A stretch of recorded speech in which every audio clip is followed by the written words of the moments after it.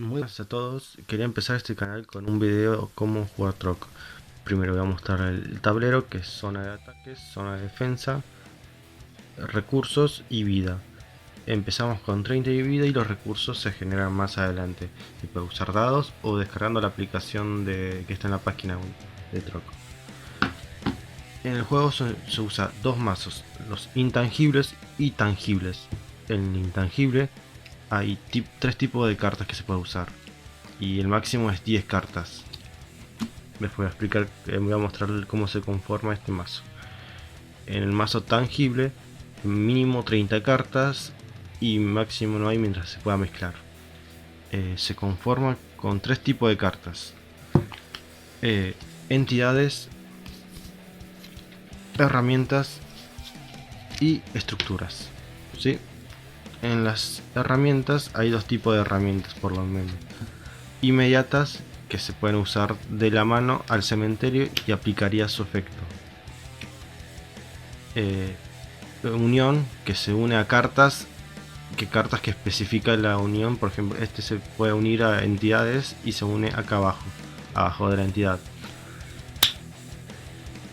En las estructuras hay como 4 tipos más de estructuras: estructuras normales sin habilidad, estructuras con habilidad, que su habilidad son desactiva en el tablero, estructuras trampas, que se activan de la mano al cementerio, pero prácticamente casi todas se usan en el turno del oponente, y estructuras golems, que no hay físico, pero hay cartas con su habilidad que se convierten en estructuras golems, que en la mecánica más adelante voy a explicar cómo cambia la diferencia en golems.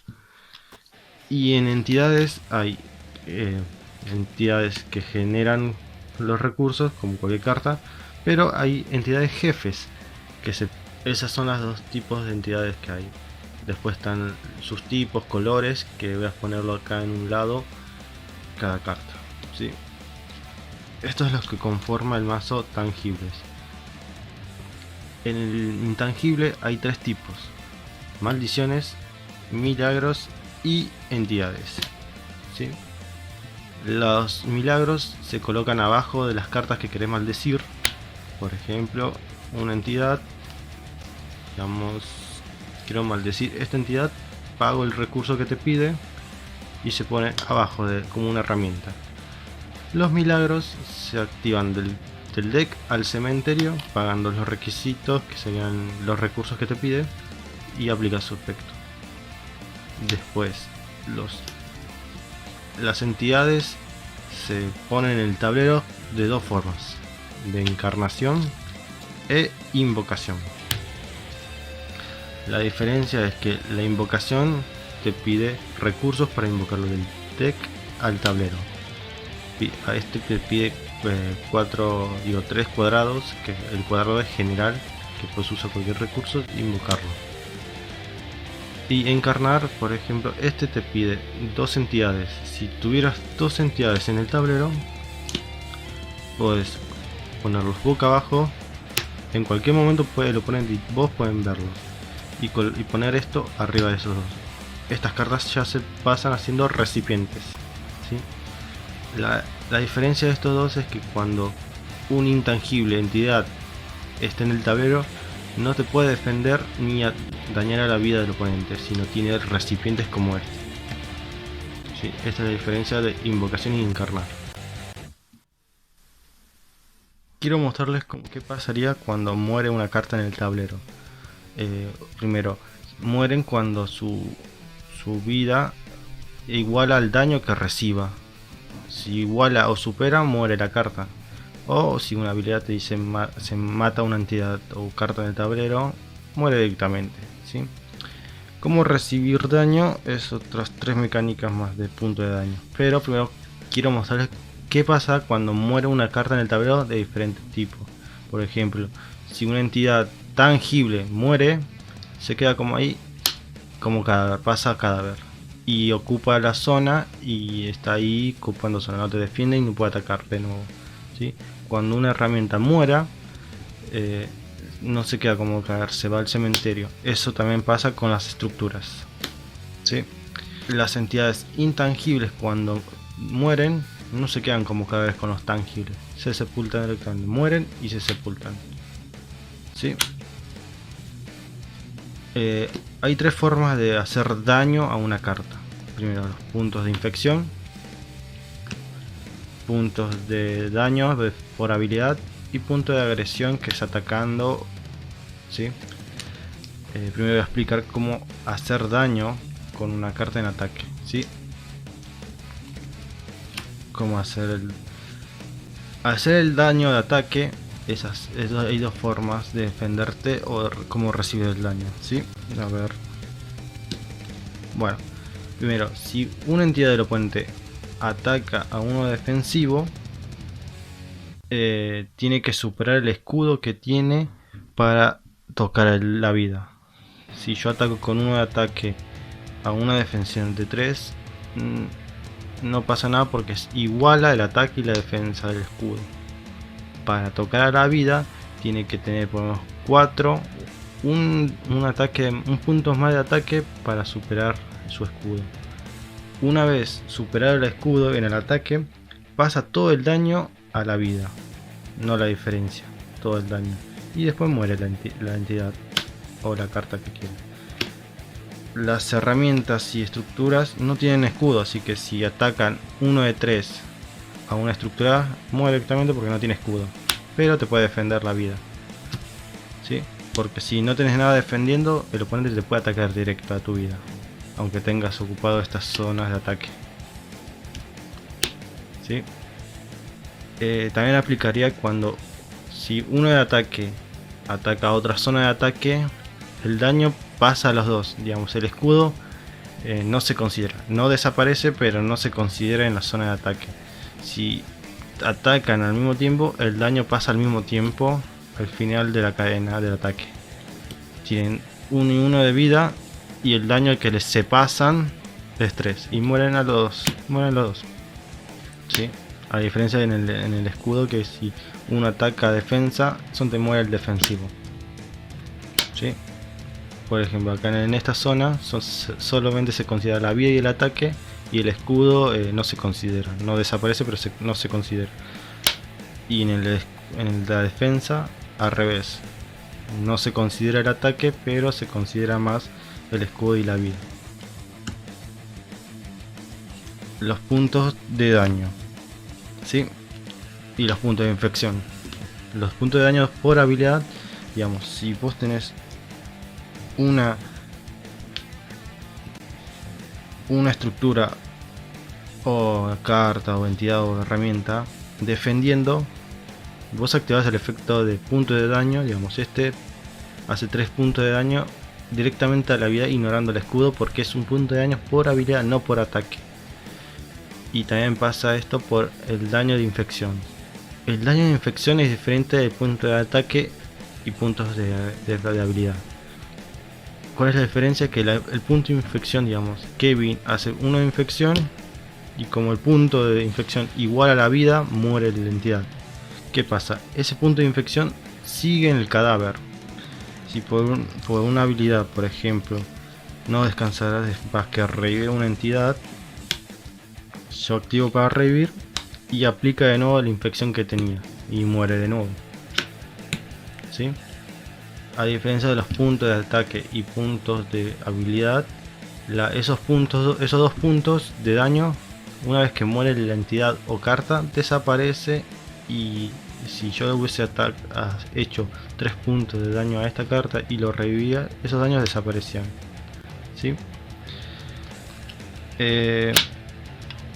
Imaginemos una situación que tenés todos cadáveres, ¿sí? Muchos cadáveres. Por turno, por mecánica, podés sepultar para liberar una zona, un cadáver. Lo sepultás y liberas esa zona por turno. Después, más adelante, tenés habilidades, digamos. Por ejemplo, mientras este está como cadáver, puedes sepultarla para liberar una zona por habilidad, pero no gastas la sepultura del turno, porque esto se fue por habilidad, no por mecánica.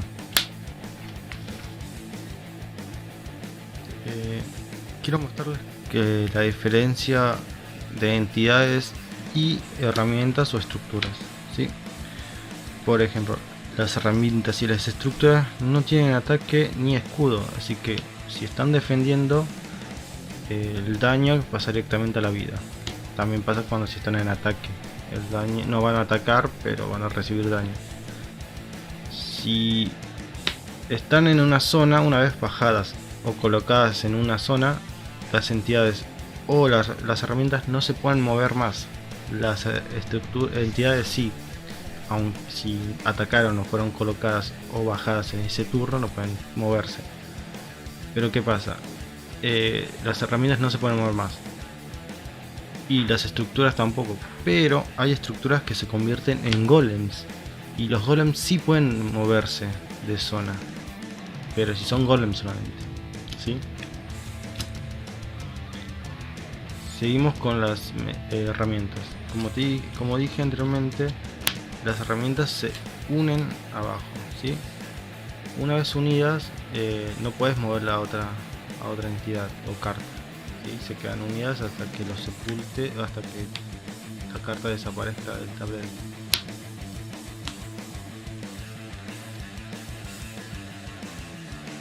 Y unir no te gasta la bajada del turno, no se pone, es otra mecánica donde se une y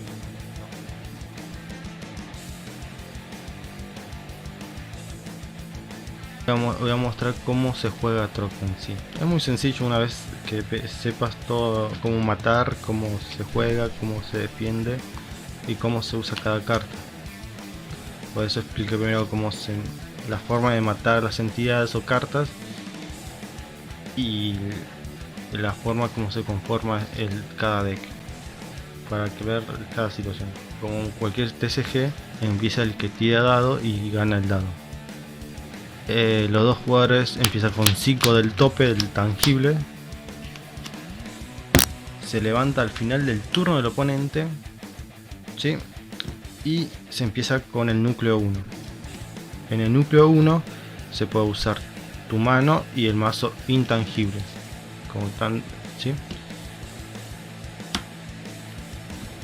Bueno, como dije más adelante, generar es muy importante para cartas, ¿sí? ¿Cómo se genera? Bajando cartas de tu mano al tablero. Bajar es una vez por turno y por carta. Si por ejemplo bajaste una estructura, ya no puedes bajar otra carta este turno, a no ser que te dé una habilidad, una bajada adicional. Después de poner, otra forma de poner cartas en el tablero es colocarlas. ¿Cómo colocarlos? Por ejemplo, yo bajé por turno conejo. Conejo genera una de vida y una de devoción, ¿sí? Activo la habilidad de conejo que sacó una de vida para colocar otro conejo del deck y lo coloco en cualquier zona mientras estés libre de tu lado. Como lo coloqué, no genera. Es la diferencia de colocar y bajar, ¿sí? Ya que estoy mostrando qué es colocar, como dije anteriormente que hay dos tipos de cartas, viste, jefe y no jefe. Los jefes no pueden bajar por turno, solamente pueden ser colocados por su habilidad o por la habilidad de otra carta. Por ejemplo, la geisha son que se pueden colocar en el tablero de tu lado, negando la habilidad de una carta tuya, digo, otra entidad. Yo activo esto en mi turno en el núcleo de ambos jugadores, niego esto y este se coloca. Puedes poner en cualquier zona mientras estés libre, ¿sí? En este núcleo 1 puedes colocar, bajar, maldecir, usar los milagros y colocar las entidades que quieras mientras tengas las cartas que te pida. Después está la zona de agresión. En esta zona, que es una fase muy importante, que digamos, puedes atacar una vez por carta, a no ser que la habilidad te deje atacar más de una vez. Y una vez atacado o bajado o colocado, no puedes cambiar de zona, ¿sí? Pero pues, digamos, terminar fase de ataque, pasa al núcleo 2. En núcleo 2 puedes hacer lo mismo que en núcleo 1. Usar el intangible y usar tus manos. ¿Sí? Y digamos, yo ataqué con todo y no tengo nada para defender. Pero en núcleo 2, por ejemplo, puedes usar dos cartas, dos entidades para encarnar una entidad que defiende 6 de vida y 6 de escudo. ¿Sí? Y después del núcleo 2, que es prácticamente como núcleo 1, terminas tu turno, si no tenés que hacer nada más. Y cuando termina tu turno, el oponente puede levantar una carta del turno. ¿Sí? En el turno del oponente, digamos, si la carta, por ejemplo, Geisha, que dice durante el núcleo de ambos turnos, digamos, en el núcleo del oponente, como tanto como el mío, puedes colocarlo mientras tengas una entidad para negar. ¿Sí? ¿Qué pasa? No puedes activarlo cuando vos quieras. Vos tenés que esperar, como cualquier carta que vos quieras atacar o activar en el turno del oponente, tenés que esperar una acción del oponente. Digamos, si baja una carta, esta acción habilita que vos hagas otra acción. Por ejemplo, Geisha. ¿Sí? Si coloca, puedes activar. Si sepulta por turno un cadáver, también puedes activar. ¿Sí? En el ataque también. Activación de milagros, de activación de maldiciones, colocación e invocación también. Son ventanas para responder el turno del oponente. El turno del oponente no puedes activar en el cambio de fase y tampoco para la ventana de responder no puedes responder a la levantación de cartas. Si el oponente levanta una carta, vos no puedes activar nada. Tiene que esperar una acción de una carta prácticamente. ¿Sí? Y cómo ganar en Trog prácticamente dos formas por el momento. Que el oponente llegue 0 a su vida y ganás. O que el oponente levantar una carta no tiene cartas, pierde el duelo. Por último, es algo que no expliqué bien, que el máximo de cartas es 3 copias por carta. ¿Sí? Después hay listas limitadas que está en la página web, si quieren verla antes de hacer un deck, todo eso. Y algo que me olvidé de explicarlo cuando estaba mostrando las herramientas y maldiciones, que cuando están unidas una maldición o una herramienta, si la entidad muere, siguen unidas, no es que desaparecen, siguen ahí abajo. Y si cuando se sepultan por turno o por habilidad, esto se va. ¿Sí? Nada más. Esto creo que no es lo último. Y después falta una mecánica nueva que agregaron en la última avanzada, en la estructura avanzada. Que el Biju ya lo explicó todo, así que no voy a hablar del tema. Voy a dejarlo en la descripción del video del Biju, que ahí explica mejor la nueva mecánica. Y nada más. Nos vemos hasta la próxima.